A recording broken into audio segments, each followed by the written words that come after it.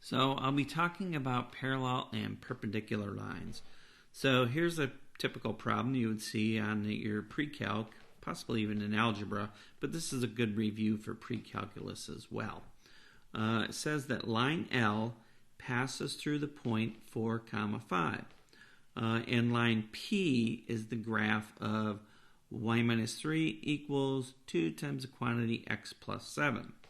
So if L is parallel to P, what is the slope-intercept form of the equation for L? So here's the first thing we would do here is say, well, I have a slope given right here. So this is a point slope formula. So the slope's already given. So the slope of P is equal to 2.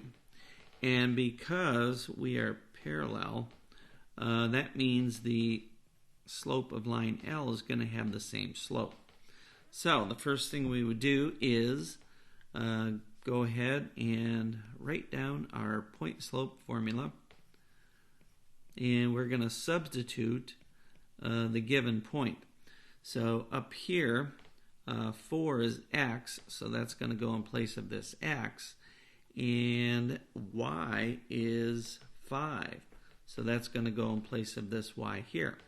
So the slope, let's see, that's given as 2. I know that's 2. So that will go here. So I'm going to go ahead and just make my substitutions. Y minus, let's see, 5. Let me color coordinate that. That'll look a little bit nicer. Y minus 5 is equal to the slope 2. Let me color coordinate that as well. The slope 2 times the quantity. Let me uncolor that. X minus, let's see, 4. So, and I will color coordinate that. So, just a quick recap here.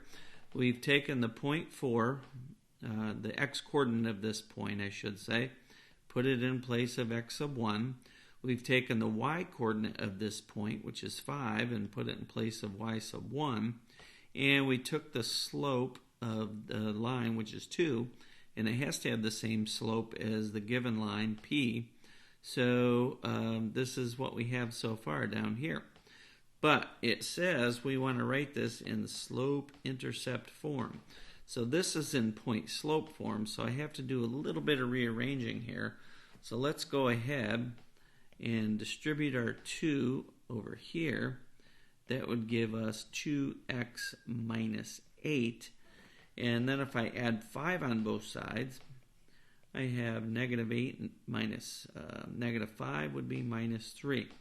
So the final answer that we are looking for is y equals, let me outline that in red, y equals 2x minus 3. So that is the slope-intercept equation for line L. Now we'll look at a perpendicular line problem. So this one reads, line L passes through a point, negative 5, 2, and line P is the graph of 2x minus 1 equals 1. And if L, okay, is perpendicular to P, going through it at that point, what is the slope-intercept form of the equation for line L? So perpendicular is an important word here, and we need to find a slope of the given line.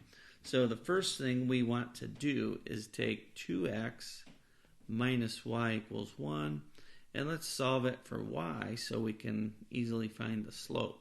So I'm going to subtract 2x on each side here, and then multiply both sides by negative 1. So that tells me that the slope of line P, that's the given line right here, the slope of line P is equal to 2. But I want to find a perpendicular slope. Line L is perpendicular, so that means it's going to have the opposite reciprocal. So that's an important concept of algebra. So what we're going to do now that we have the slope and we have a point is we can use the point slope formula that is the same as the last example.